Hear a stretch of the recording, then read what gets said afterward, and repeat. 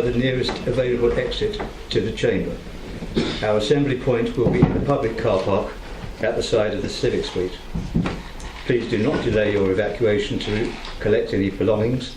Please do not return to the building until given permission to do so by council staff. Please note that this meeting is being audio recorded, and can I also remind you to make sure your mobile phones are turned off or put on silent. Thank you.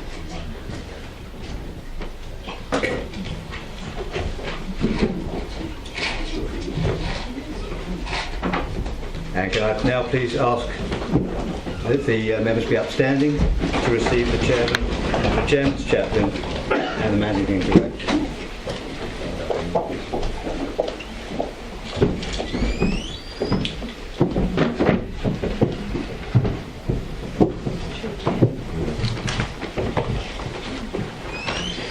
Good evening.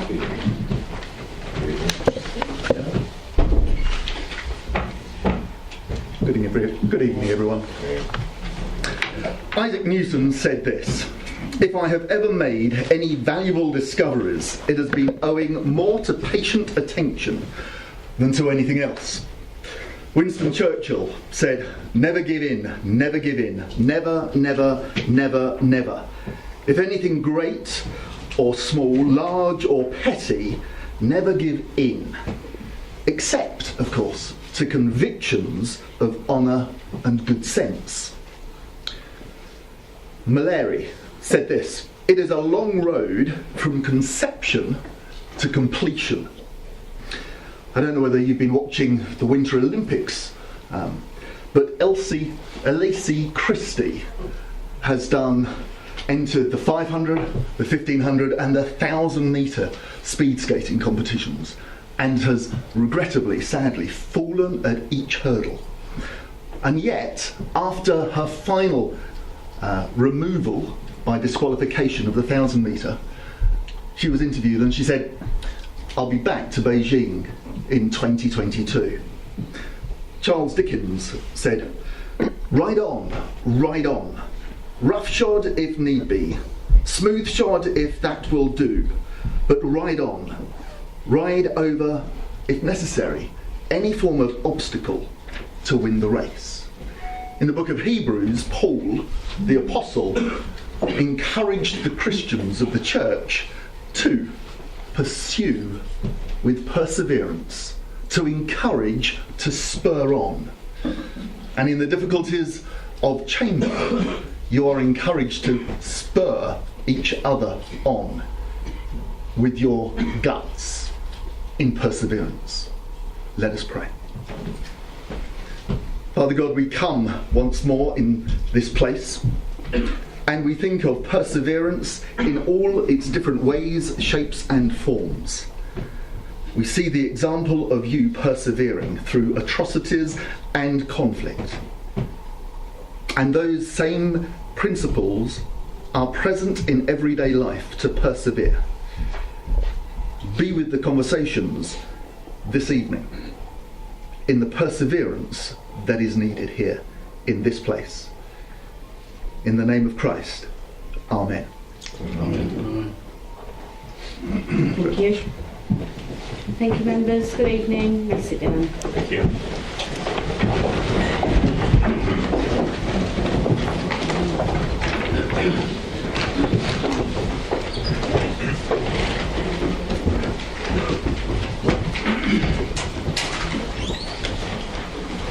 First item is for apologies for absence.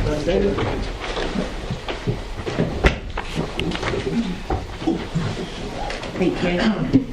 Apologies for absence. And we've received apologies for Councillor Oldham, Councillor Mountain and Councillor Milne. Are there any others? Thank you.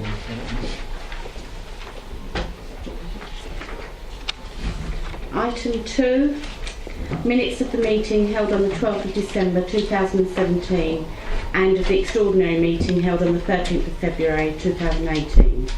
Are they agreed, members? Agreed. Item 3, declarations of interest. Are there any? No. Item 4. Announcements from the chairman, leader or head of paid service. I think at this stage I'd like to invite Roger Oxenham from the Gideons to come down to the front there.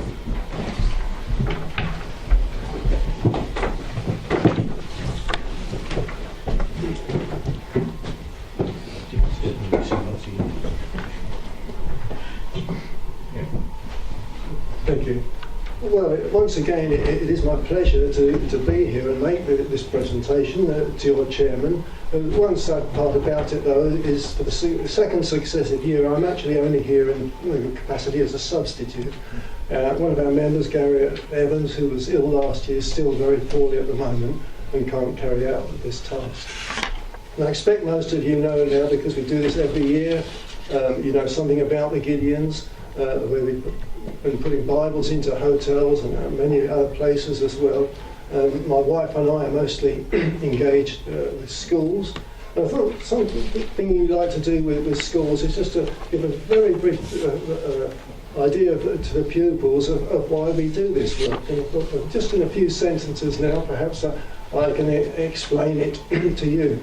We talk to the pupils about going on a car journey, and the fact that when you're going on a car journey, you need directions for that journey if it's somewhere new you've never been on before. And then we point out to them, well, there is another journey that all of us are on. We call it the journey of life. And it's so easy to go wrong on that journey, take a wrong turning too. And Gideons are very simply, we're Christian people who believe that there is a God and that he speaks to us through this book. So it is the perfect guide on that journey to life. And we do see lives that are completely changed. We get testimonies. There have been occasions with hotels where somebody has actually booked into a hotel, so distressed they've gone there with the intention of committing suicide, and seen a copy of the Bible, picked it up, and their lives have been changed round. In a similar way in prisons too, we have the testimonies of prisoners who have seen a copy of the Testament reading, and they too have started reading, and their lives have been transformed and completely changed. And so, as I say, we believe it is the perfect guide to this journey of life. And in our inscriptions that we put, we do include a verse from the Bible very much along this theme.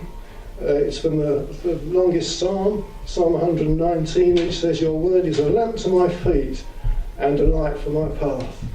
So, Madam Chairman, on behalf of the Gideons in South East Essex, we present you with this book, which we believe to be the perfect guide on this journey of life for every one of us.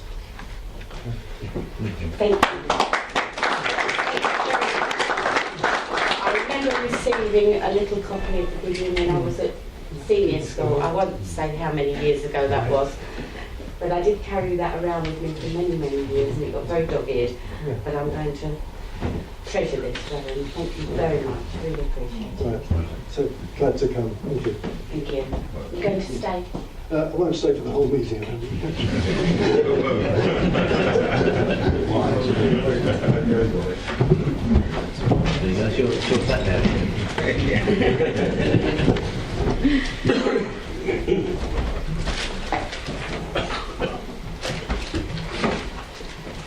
So I just won't go through everything that I've been doing recently, but one of the highlights of the last couple of months is I was fortunate enough, together with our Managing Director and Vice Chairman, to welcome Prince Edward. So we had a royal visit in our district, and I think this was the first royal visit we've had for many years. And he was visiting Excalibur Screwbolts Limited in Hockley, who had won a second Queen's Award for Innovation. So that was a really memorable day.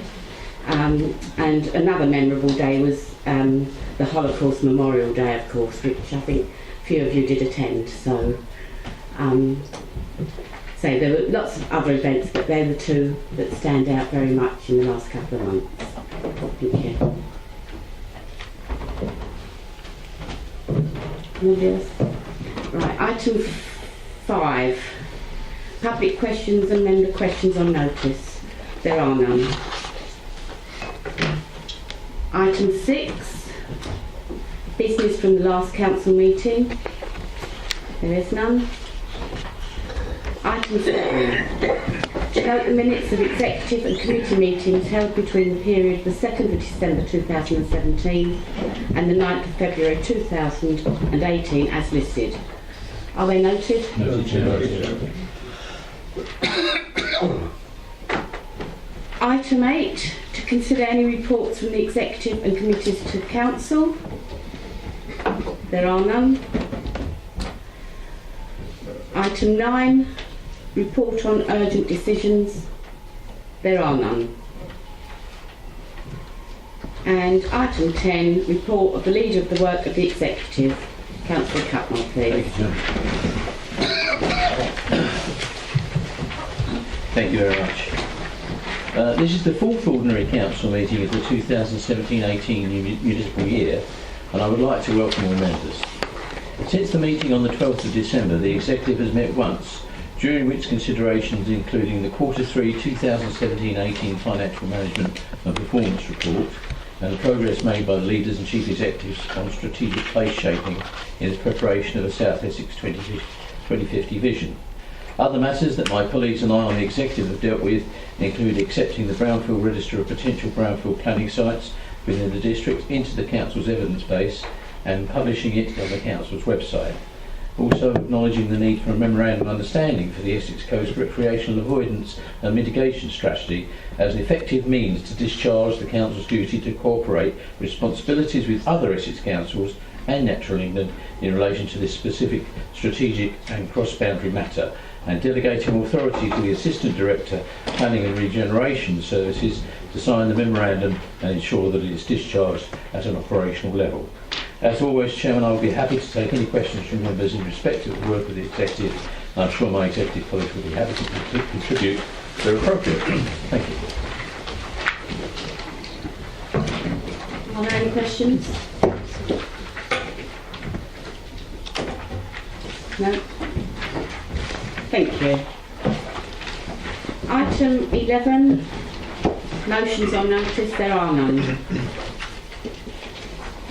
Item 12, setting the council tax 2018-19. Councillor Cutmore. Back again, Chairman, sorry. Right, Chairman, and through you, councillors, members of the public and press. If you're here. This is my 14th budget as leader of the Conservative administration. The budget pressures under which local government operates have intensified, and this authority continues to look closely at opportunities for savings and most importantly at how it can increase revenue. This is not only in response to cuts in levels of grant and spending power, but also to significant cost increases arising from demographic pressures. Local government has faced an unprecedented period of funding pressures since 2010, and this looks set to continue at least for the medium term, with central government placing increasing emphasis on local authorities to raise revenues locally rather than relying on grant income.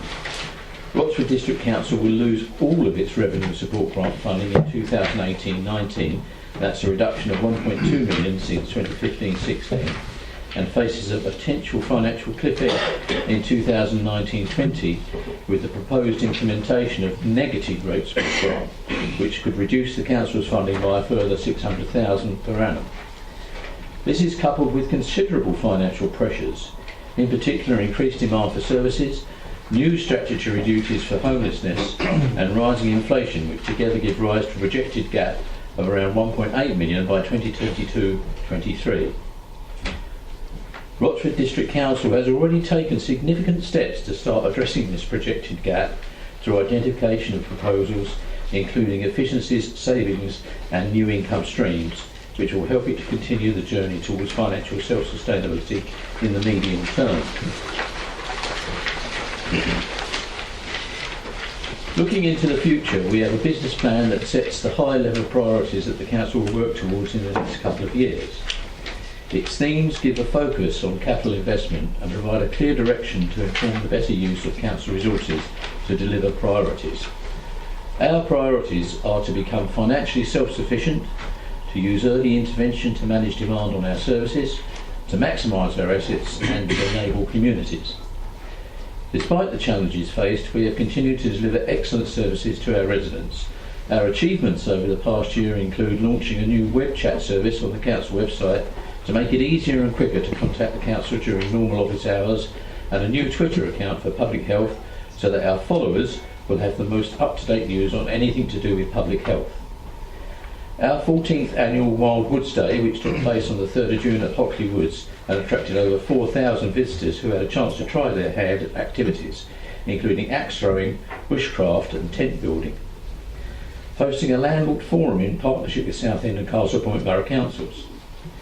Continuing to provide local businesses with advice and support, including hosting a business breakfast. A programme of one-day events for students across our secondary schools, providing an insight into the business world. The focus is on employment sectors where there is an evidence skills gap, supporting students to gain employment and businesses to access individuals with the relevant skill set. Awarding grants totalling £50,000 to a range of community initiatives around the district. Launching a Safe at Home grant to support local residents living in their home with a dementia diagnosis. Being second in the country, get that right, second in the country out of more than three, I'm grateful to my colleague here who's actually responsible for this, out of more than 350 authorities for recycling, with a recycling rate of 63.9%. I think that's, Chairman, something we should be proud of, and so should our residents. Investing £330,000 in, I nearly said rubbishing, refurbishing 3 of the district's public conveniences so that people continue to have a good standard of facilities whilst they're out and about. Being awarded Community Safety Accreditation Scheme powers by Essex Police, which gives employees of the council targeted police powers to help tackle antisocial issues. As a council with a history of prudent financial management, we will continue to look at areas where costs can be further reduced or additional income generated. However, in 2018-19, there is a need to increase council tax by 2.98% to help fund the huge financial pressures the district is facing. This equates to an increase of 12p per week for a Band D property. The proposal to set the Rochford District's Band D council tax for 2018-19 at £223.65 per year. The breakdown of the total council tax for a Band D property in 2018-19 will be Essex County Council £1,143.09. Essex County Council social care levy will be £78.66. Police and Crime Commission for Essex £169.02. Essex Fire Authority £70.38. The average town and parish council £45.91, and of course Rochford District Council £223.65. So the total average council tax for a Band D property of 2018-19 would be £1,730.71, an increase of £79.37 since 2017-18. In conclusion, although these are still difficult financial times, Rochford District Council remains committed to providing excellent services to its residents and partners. With this in mind, we'll be doing all we can to deliver innovative and high quality services. Chairman, I commend the Rochford District Council tax for members' approval and so move the items 1 to 10. Thank you, Chairman. Seconder. Thank you, Chairman.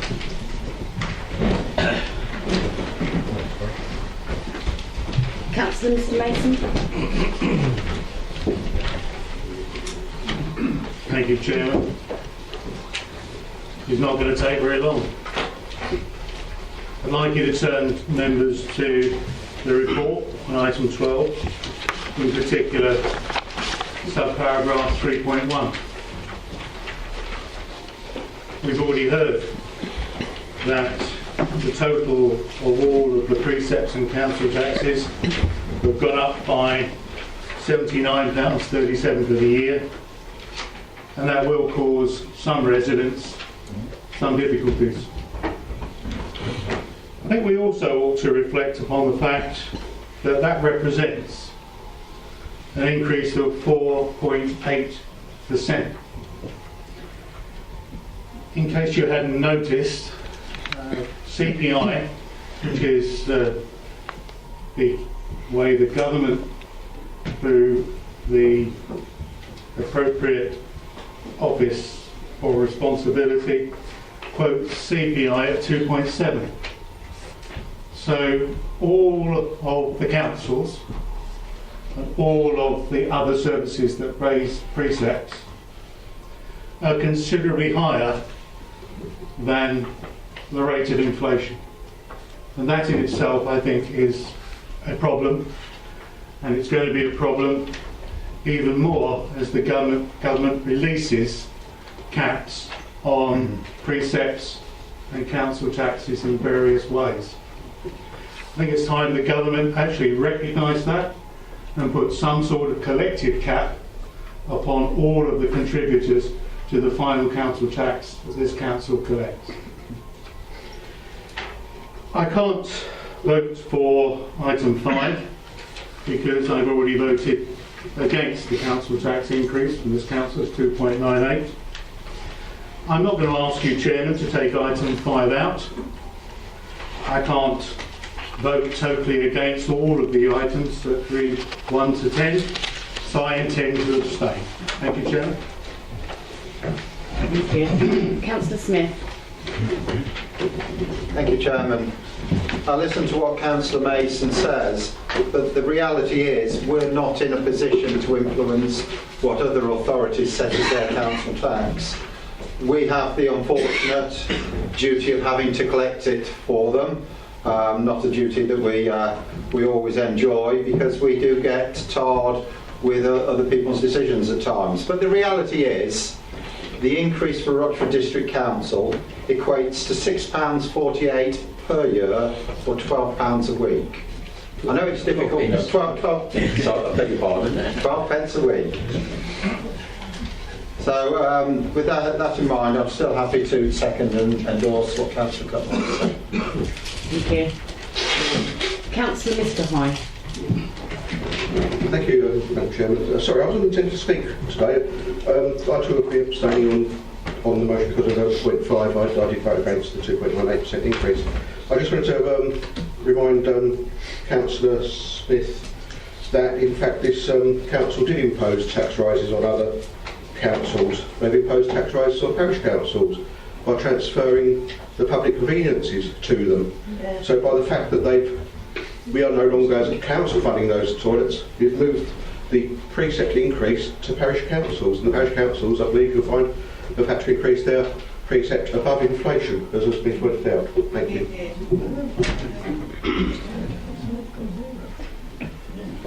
Councillor Hookway. Thank you, Madam Chairman.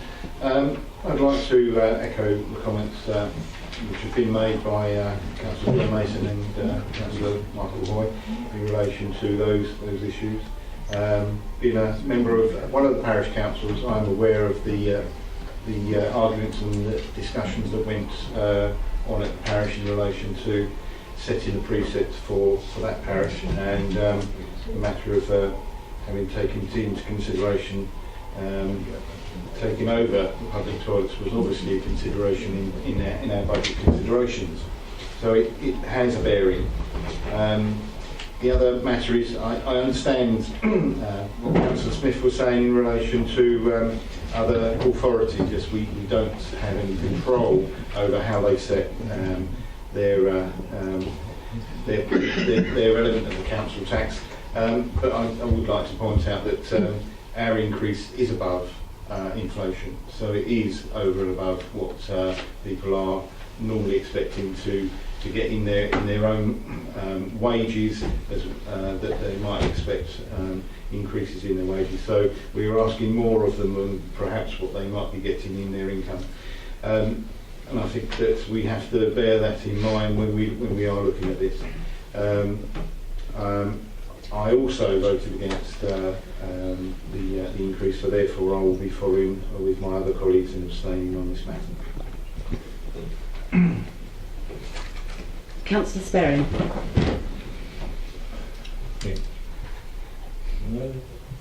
Thank you, Chairman. I've heard the comments regarding offloading expenses regarding public toilets to the parishes. Can I just point out, the parish and towns, it was entirely their decision whether they took on these responsibilities. It was an opportunity that they were given to continue this facility, and two of the parishes that are involved in this have not increased their precept at all. Thank you. Thank you. Councillor Cutmore. Just one point, Chairman, and I'll make a declaration as an Essex County Councillor. Part of the increase, of course, is for social care. And I think everybody wants to make sure that we have the right social care aspects for all of us as we all get older. So I'm quite happy to pay that extra money coming forward for the social care aspect of the Essex County Council precept, and I wouldn't want to see that reduced at all. So, you know, from that point of view, Chairman, I'm pleased it's going in. I think it will be well used in where it's going, and I think that applies to most of the councils, including the police. We have one of the lowest precepts for the police service in the country, which is why we're seeing a slightly larger increase, and we're actually seeing benefits from paying that too by the numbers of bodies on the beat. So I think there are aspects that you need to consider when you're looking at some of these increases which go above actual inflation, which is just a crude measure, Chairman. Thank you. Councillor Mr Mason. Chairman, thank you. However crude inflation measures might be, those are the ones that determine a very great deal of financial policy in this country, and actually probably determine it in all other countries, including Europe, even though we're leaving. I've got to say that my point in making that the total of all of the increases was 4.8% was to point out that it is above the rate of inflation, which is usually the sort of measure that people use in terms of awarding pay rises and all those sorts of things. So there will be people who object to this overall. I believe the government should be looking at this because we should be prioritising where we make our increases. The issue is, I don't disagree with increasing an amount of funding for social care. It may be in not so many years I shall be looking to actually have some benefit from that, like many other of us who are here. But the reality is that Rochford District Council didn't have to raise its precept above 1.5%. And it's about time the government looked at these caps and realised what's happening. Thank you, Chair. Thank you. Is there anybody else?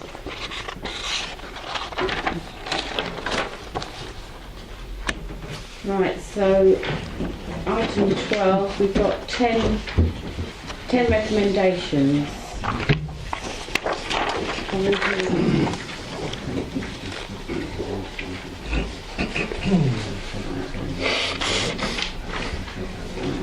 So can I have a show of hands for those that are for the 10 recommendations, please?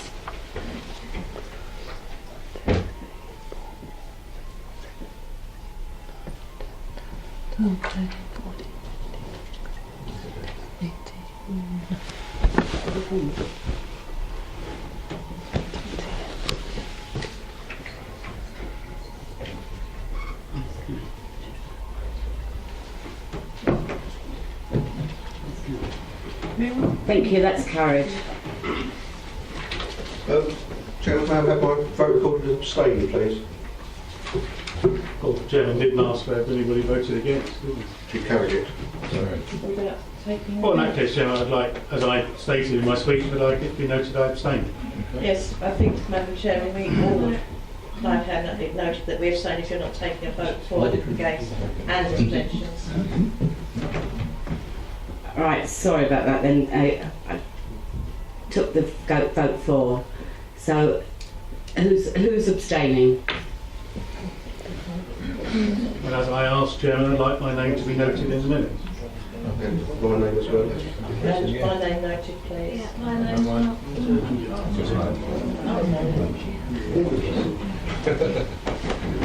Thank you. That's carried.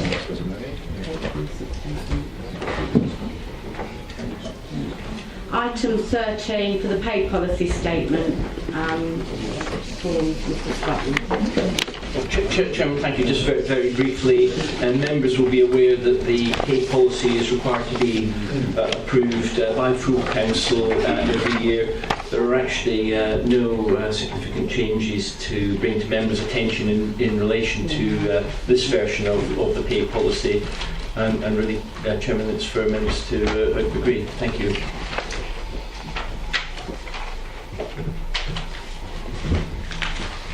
Any questions? Move the recommendation, Chairman. So is that seconded? Thank you, Councillor. So can we vote on that then, please? Or is any questions? No? Is that agreed? Agreed.